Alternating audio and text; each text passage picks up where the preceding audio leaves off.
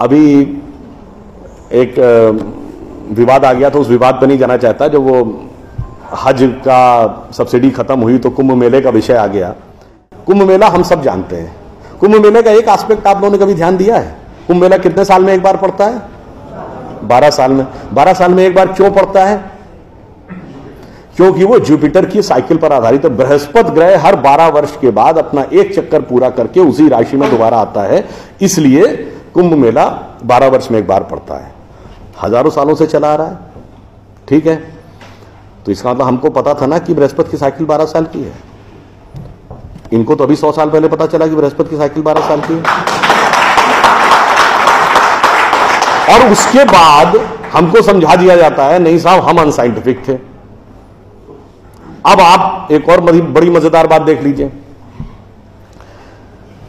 सूर्य ग्रहण और चंद्र ग्रहण पड़ता है तो उसका डेट और टाइम कौन तय करता है? सरकार घोषणा करती है ना, टीवी पे आता है, रेडियो पे आता है, अखबार में आता है। किस बेस पे आता है? नासा की फिजिकल ऑब्जर्वेटरी बताती है कि फलां तारीख को इतने बज के इतने मिनट पे सूर्य ग्रहण या चंद्र ग्रहण पड़ेगा, सोलर इक्लिप्स और ल्यूनर इक्लिप्स। मगर ये बताइए 1950 से पहले तो नासा की ऑब्जर्वेटरी नहीं थी। 1920 में जब अल्बर्ट आइंस्टीन ने रिलेटिविटी की थ्योरी दी, उससे पहले रिलेटिव मोशंस ऑफ प्लैनेट नहीं पता था। सॉरी, 1916 में।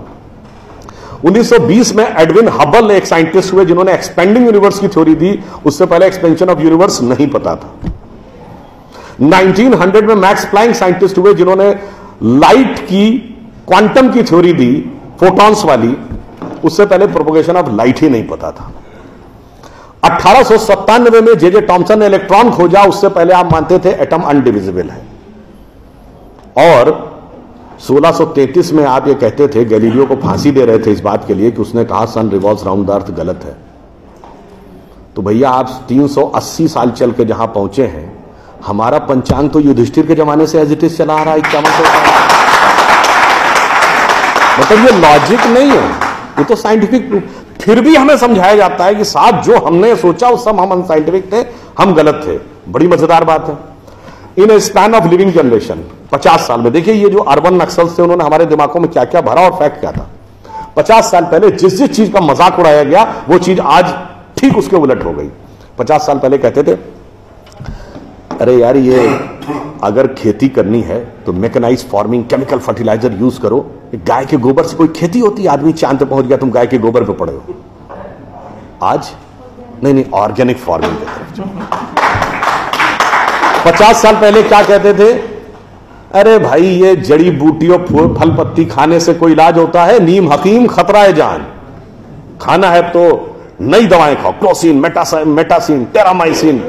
आज आप क्या कहते हैं? नहीं, केमिकल नहीं, हर्बल मेडिसिन की तरफ जाओ। ठीक, आज से केवल 50 साल पहले आप ये कहते थे, जब हम कहते थे पेड़ों की रक्षा करो, जंगल की रक्षा करो, पहाड़ की रक्षा करो, कहते थे this is the reminiscence of a primitive tribal civilisation. आज 1992 के रियो डी जेनेरो से लेकर 2009 के कोपेनहेगन से लेकर 2016 के पेरिस तक आप कहते हैं नेचर फ्रेंडली डेवलपमेंट करो। भैया सब कुछ उलटता जा रहा है। जो हमने कहा, जिसका आपने मजाक उड़ाया, वो सब कुछ सही होता जा रहा। अब मैं एक और बात कहूंगा जिसका कि बहुत मजाक उड़ाया गया, शायद हम लोग कभी ध्यान नहीं देते। भारत में यह कहा जाता था कि ज्ञान प्राप्त करना है तो ध्यान लगाओ। संत महात्मा जाके गुफा में ध्यान लगाते थे, पीर फकीर जाके कहते थे इल्हाम हो जाएगा। लोग कहते थे क्या बेवकूफ है, हाउ इज इट पॉसिबल? ऐसा कहीं हो सकता है क्या कि जाके ध्यान लगाया और ज्ञान प्राप्त हो गया? If you want to attain knowledge you must outreach, understand with things, meet the people, visit the place, like what Darwin has done.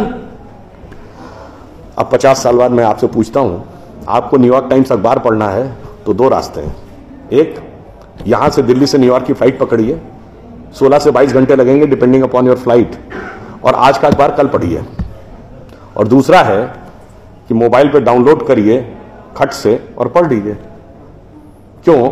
आपके हाथ में डिवाइस है, जिसने डिवाइस बनाई उसने सॉफ्टवेयर भी बनाया है, और जिसने सॉफ्टवेयर बनाया उसने सपोर्टिंग नेटवर्क भी बनाया है। उसी ढंग से हमारा शरीर एक डिवाइस है, तो इसके अंदर मन, बुद्धि, चित्त, अहंकार और कॉन्शियसनेस एक सॉफ्टवेयर है, और उसका कनेक्टिंग नेटवर्क भी है। बस नेटवर्क से कनेक्ट होना है और सब डाउनलोड है। और अंत में मैं एक उदाहरण दूंगा। सब कुछ कहा जाता था कि पैसे के कारण शोषण हुआ, इसलिए खड़े हो जाओ, लोगों के साथ भिड़ जाओ। हमारे यहां परंपरा में त्याग का महत्व था। हम आपसे पूछें, दो राजा बताइए जो सबसे बड़े महान माने गए भारतीय संस्कृति में, राजा राम और राजा हरिश्चंद्र। दोनों इसलिए कि त्याग किया, इसलिए नहीं कि बड़ा बड़ा इलाका अलेक्जेंडर द ग्रेट की तरह कब्जा कर लिया। अब मैं एक आपको उदाहरण देता हूं, वो त्याग कैसे समाज में रचा बसा था। हमारे पूज्य संतों में से एक हुए संत रविदास, काशी के रहने वाले थे। उनके पास भगवान राम की एक मूर्ति थी। काशी नरेश उनके पास गए, कहा जाता था इतनी सिद्ध मूर्ति है, आप कृपया इसे मुझे दे दीजिए। ऐसी मूर्ति राजा के पास होनी चाहिए राजभवन में, ना कि इसमें मैं इस मूर्ति के वेट का 10 गुना सोना आपको दे दूंगा। उन्होंने मना कर दिया। उन्होंने कहा जी इसके वेट का 100 गुना सोना दे दूंगा। उन्होंने मना कर दिया।